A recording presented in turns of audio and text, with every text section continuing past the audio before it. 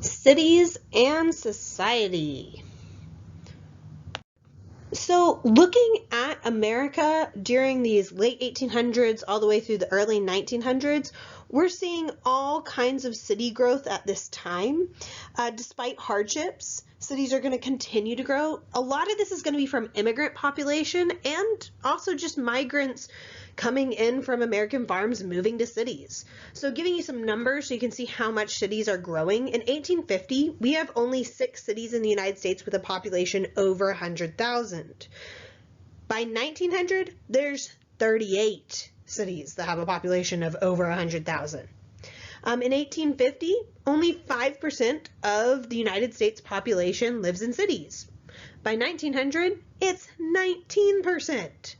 Now the thing is, America is going to be a little bit different than like Europe in regards to city growth, because in Europe what happens is they're also seeing the growth of cities during this time period, generally for the same reasons America is, but they tended to have like principal cities. These would be like Paris, London, Berlin, that absorb a lot of that urban growth.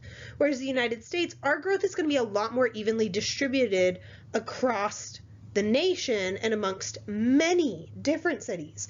Though there is a bit of an uneven divide, especially when you look at the urban industrial core that held 9 of the nation's 10 largest cities. And you can see that on this map. Those would be like New York, Philadelphia, Baltimore, Boston, Chicago, and everything like that. But then you're seeing the growth of cities all over the place. Like, for instance, if you look west and you can see like Denver growing, San Francisco, Los Angeles.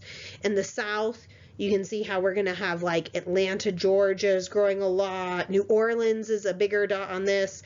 You can start seeing now Dallas is emerging and everything like that. And so we're seeing this urban growth, and it's going to highlight some divisions and just changes across the nation.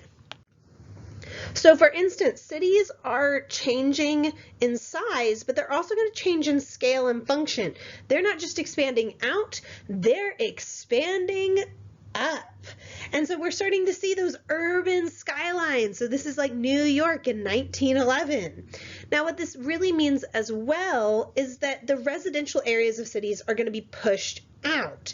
Now cities are going to be seen as like, oh, they're supposed to be the center for like corporate headquarters, and it's supposed to be like where you have retail districts and entertainment districts. You have your downtown area that, you know, has your department stores and your shops and retail districts that are of course strategically located along all of the different trolley lines.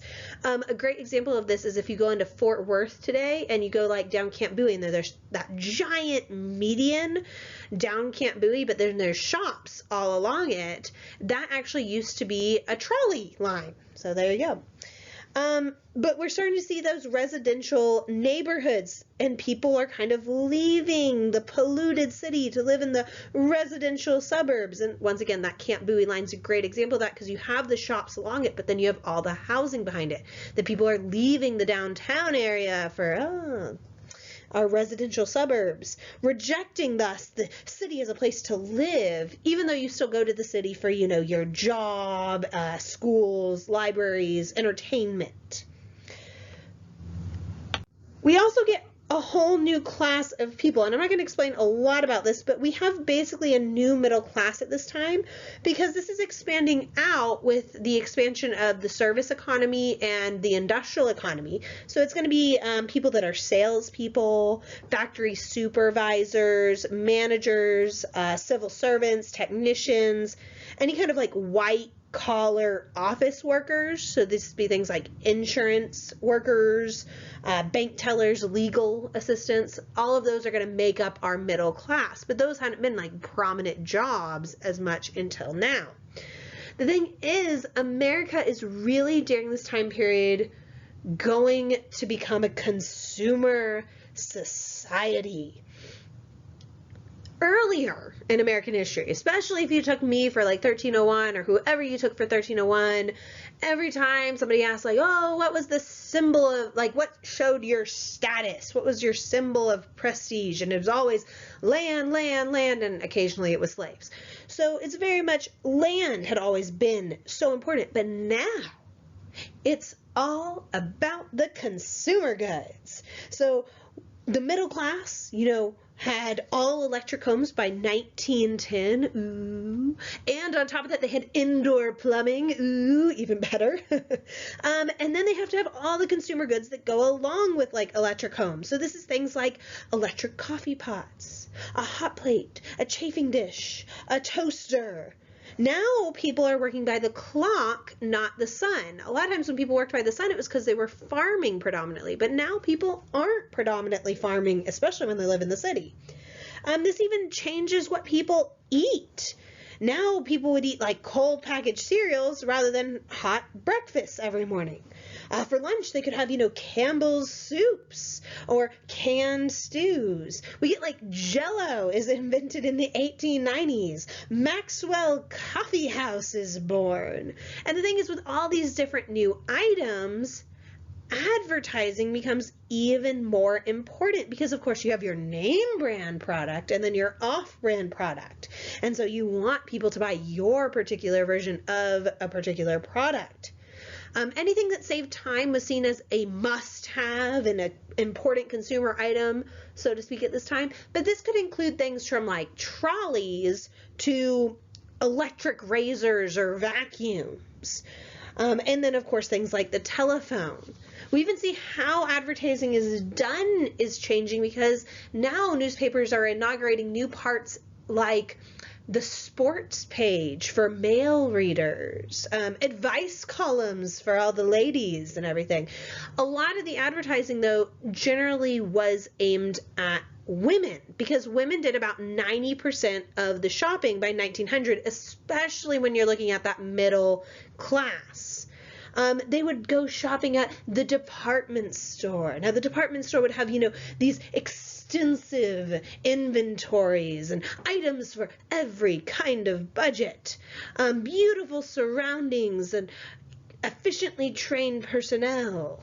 Like I said, most of these are going to be catering towards middle class customers, specifically married women, because the thing is, these married women of the middle class have disposable income and disposable time to go shopping. The department store really was, at the turn of the century, the like shopping mall of that day and age. Although I use that analogy, and really you would probably compare it more so today to like the Amazon of that day and age, or the online shopping of that day and age, that's how people went. And it also could be an inexpensive amusement for like younger and working class people because they might, go window shopping and everything. And then you start seeing in like 1900, a lot of the department stores add all new kinds of inventories with like sporting goods and hardware sections starting to try to cater towards men to come shop at their department store. We also get with this leisure activities. Really, we're seeing the growth of leisure activities, leisure and recreation in this time period. Now, the thing is, leisure and recreation activities are going to separate the different classes, but sometimes they also break down the barriers between different classes. So let's first look at how they're separating them. So for instance, if you were, the rich, the upper classes of society, you weren't going to, mingle with the poor people. And so because of that, you're going to have like your athletic and country clubs that have very high fees and strict membership criteria, very much all about exclusivity. They're also going to have, like horses for children, might buy a yacht. The big sport for the rich was football because football had become a really important extracurricular activity at these elite universities like Harvard and Yale. And so you'd have these games that you're rooting for your alma mater, basically. And of course, the upper class congregates and just happens to discuss business on the side. Now, the middle class, they can't afford like the country clubs. So it's more about like riding different electric trolleys to different parks and bicycling and skating. A lot of the activities you actually see that are leisure activities for the middle class tend to be all about like family togetherness. We all got on our bikes and we all went riding together. the big sport for the middle class is going to be baseball, although we're going to get back to baseball in a second. It was leisurely, there's no time limit, and to attract more fans, they adopted like innovations like beer sales and cheap admission to Sunday games. Now, the lower classes, the tavern or the saloon was really the working man's club, and it was really all men. And at the tavern and saloon, they're the ones that they'd be able to drink and eat cheaply, and a lot of times it was a place that they could congregate so they could read newspapers and socialize and basically learn about new job opportunities, because a lot of times it was you were changing who you were working for week by week, day by day, so on and so forth. You might be going, oh, well, what about alcoholism? The thing is, alcoholism was a severe problem, but it wasn't just the lower classes that faced it. It really cut across all of the different groups, and this is going to fuel a lot of the prohibition movement in the late 19th century.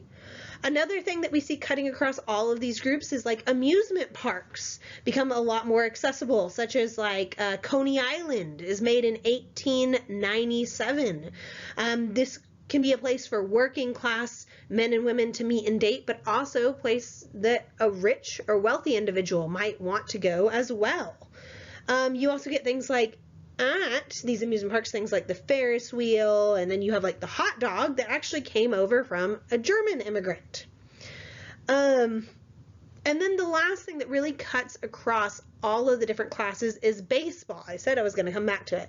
So the thing is, baseball brought people together who had nothing in common except for the same home sports team. And so we're seeing baseball cutting across the classes as well.